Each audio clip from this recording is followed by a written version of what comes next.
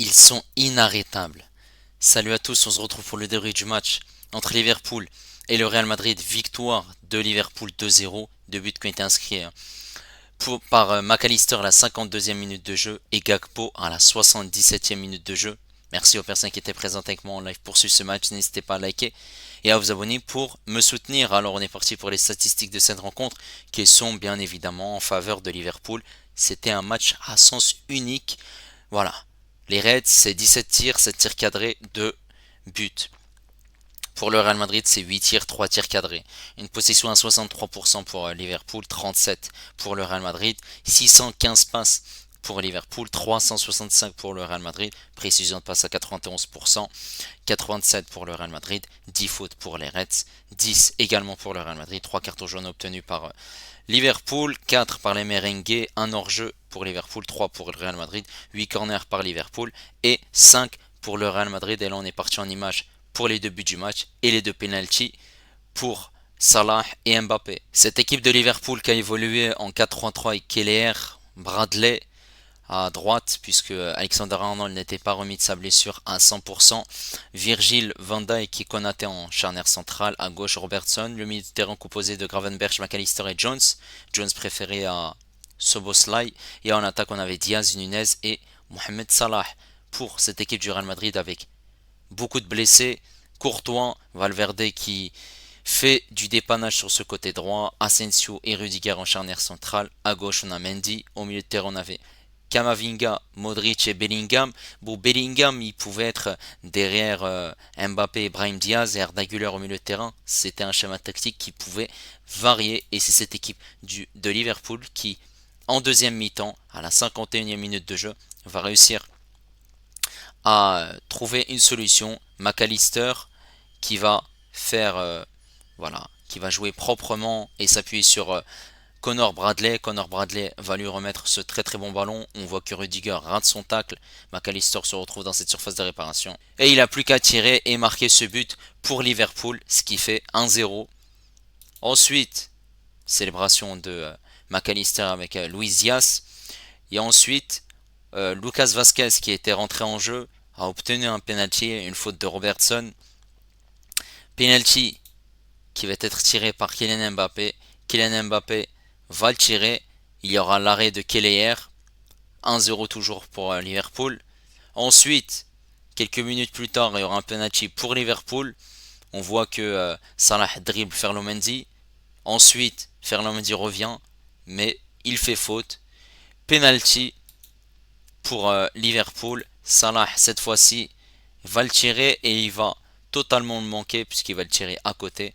Ce qui fait toujours 1-0 pour Liverpool. Et ensuite, on a la 75e minute de jeu. Ce corner qui va être joué à 2. Robertson va centrer. Et qui est là, c'est Gakpo. Qui est monté au-dessus de tout le monde. Qui met cette tête. Lui qui était rentré en jeu à la place de Darwin Nunez. Qui met cette tête et qui marque ce but. Ce qui fait 2-0 pour Liverpool. Et forcément, ce deuxième but permet à Liverpool de gagner cette rencontre. Voilà, il n'y a rien à dire. 5 matchs, 5 victoires. Et le Real Madrid plonge dans le doute, clairement, en étant 24e de ce classement de Ligue des Champions. Bon, il n'y avait pas photo. Il y avait une seule équipe qui était présente sur le terrain, c'était Liverpool. Même si on a vu que le Real Madrid a réussi à se créer des occasions en première mi-temps, mais c'était très pauvre. Surtout que Liverpool a commencé très très fort avec de grosses situations. Asensio qui évite à Liverpool de marquer ce premier but sur la ligne. Et forcément, on s'est dit que Liverpool allait mettre beaucoup d'intensité. Cette équipe du Real Madrid allait jouer en contre, en transition rapide. C'est ce qu'ils ont fait par moment. Mais forcément, Liverpool avait la domination et ils ont pris l'incendant sur cette équipe du Real Madrid. On les a pas du tout reconnus. On s'est dit qu'à tout moment, cette équipe du Real Madrid pouvait revenir dans le match. Forcément, voilà, les Reds enchaînent les frappes, les occasions. Courtois fait les parades. Cette équipe du Real Madrid qui a maintenu ce score 0-0 en première mi-temps. Et en deuxième mi-temps, Liverpool ont réussi à trouver cette situation grâce à McAllister. McAllister qui a été très très intelligent malgré qu'il y avait plusieurs joueurs madrilènes à son marquage. Ça fait 1-0. Cette équipe du Real Madrid qui aurait dû marquer sur penalty. Et forcément, juste après, on se dit que ce penalty de Salah va éteindre cette équipe du Real Madrid. Mais forcément, il est raté. Et on laisse encore une chance au Real Madrid avant que Gakpo marque de la tête. Ils ont été bons, très bons Liverpool. Voilà, il n'y a rien à dire, hein. Forcément, au top. Ils sont premiers de ce classement de Champions League, premiers de Premier League, sachant qu'ils affronteront Manchester City dimanche. Voilà, travail impeccable de la part de Arne Slot et qui a été malin, judicieux, très très intelligent. Et forcément, cette équipe du Real Madrid, il y a une stat qui fait très mal. Jamais le Real Madrid n'avait perdu 3 matchs de Ligue des Champions avant la phase finale. Défaite contre Lille, défaite contre le Milan AC et défaite contre Liverpool. Ils ont gagné 2 matchs contre Stuttgart et contre Dortmund. Et forcément, le Real ne va pas très bien. Malgré qu'ils ont gagné le week-end dernier en championnat, ok, c'est le championnat, mais c'est pas suffisant. Quand tu t'appelles le Real Madrid et que tu as des joueurs ici en l'occurrence comme Mbappé, comme Bellingham, même si Vinicius était forfait, voilà cette victoire 3-0 contre Leganés, c'est compliqué, hein. 12 buts marqués par Liverpool, un but encaissé seulement, il n'y a rien à dire. Maintenant on va parler par rapport à cette équipe de Liverpool avant d'évoquer le Real Madrid.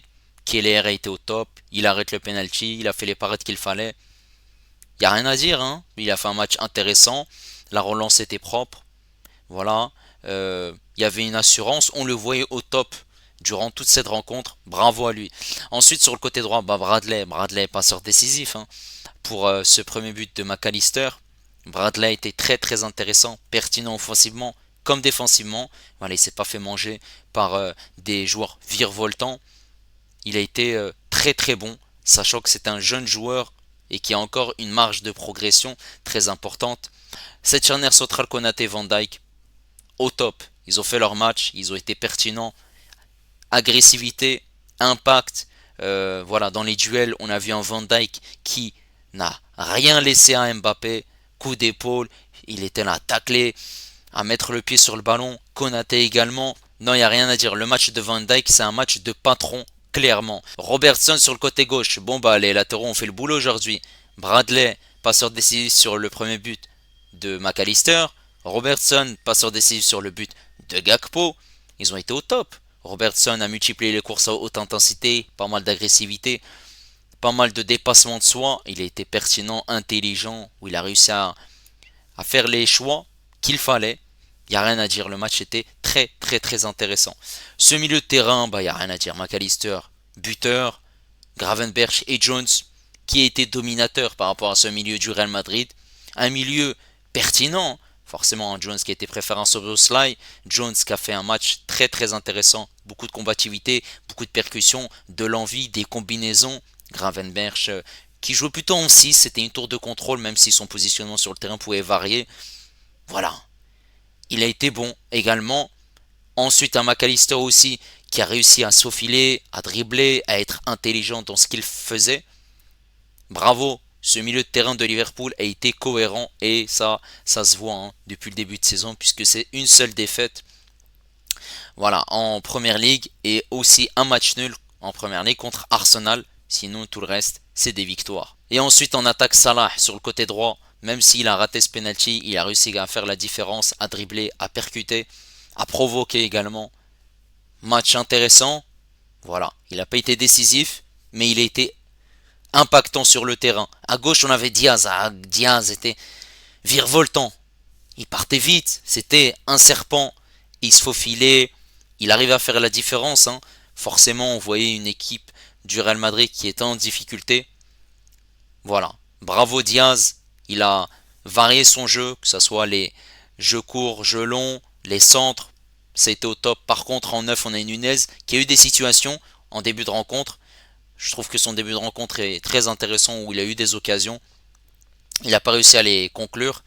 Mais sinon, on l'a vu, que c'était plus compliqué par la suite. Voilà, je trouve que le match de Nunez est plutôt moyen. Puisque c'est un buteur et forcément ces occasions-là, il aurait dû les mettre au fond. On a eu l'entrée de Gakpo qui a été décisif. C'est ça, un joueur qui est sur le banc, qui rentre, qui marque. Parfait. Bravo à cette équipe de Liverpool qui a fait le job. Clairement, il n'y a rien à dire, hein. Voilà. Et ils sont qualifiés au minimum en barrage de la Ligue des Champions, officiellement. Ensuite, cette équipe du Real Madrid. Et ben, le Real Madrid, on va commencer déjà par Mbappé. Mbappé, il a été catastrophique. Un match cataclysmique à Anfield. Un penalty raté. Bon, il y a l'arrêt de Keller, mais il doit faire largement mieux. 6 duels remportés sur 13. 15 pertes de balles. Est-ce que vous vous rendez compte? C'est énorme. 15 pertes de balles. 75% de passes réussies seulement. Et 3 dribbles sur 6 réussis. C'est vraiment compliqué, sachant qu'il n'y avait pas de Vinicius, donc il n'avait pas d'excuse aujourd'hui et devait jouer sur ce côté gauche pour montrer qu'il pouvait, que le Real Madrid pouvait compter sur lui. Et aujourd'hui, non, le Real Madrid ne peut pas compter sur lui. Il a été pourri. C'est quoi ce joueur? Il est devenu calamiteux, cataclysmique, catastrophique. Il n'y a même plus de synonyme, hein, clairement. Et quand Vinicius n'est pas là, on voit que Mbappé est en difficulté, puisque c'est Vinicius contre Leganés qui lui sert sur un plateau en argent ce but. Là, il n'y avait personne pour lui donner ce plateau en argent, sachant que Liverpool a dominé, hein, cette rencontre.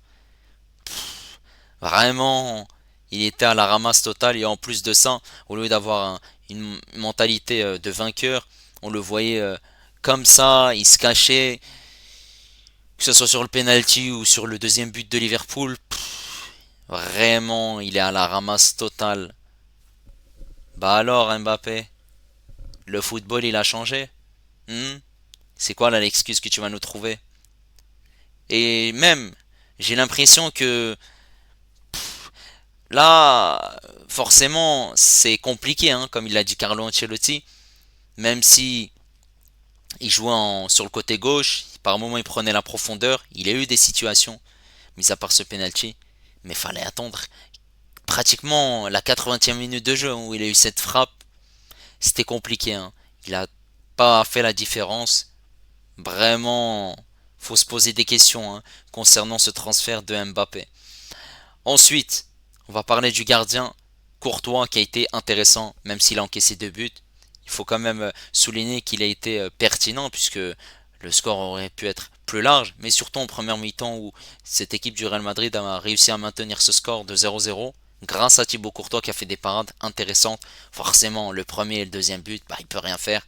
Voilà, c'est un problème de marquage sur le corner et le premier, bah, c'est la défense qui a été mauvaise. Ensuite, sur ce côté droit, on a Valverde. Bon, Valverde, il joue sur ce côté droit, il a essayé de proposer des choses intéressantes. Mais bon, son équipe était en difficulté, forcément, offensivement, c'était compliqué.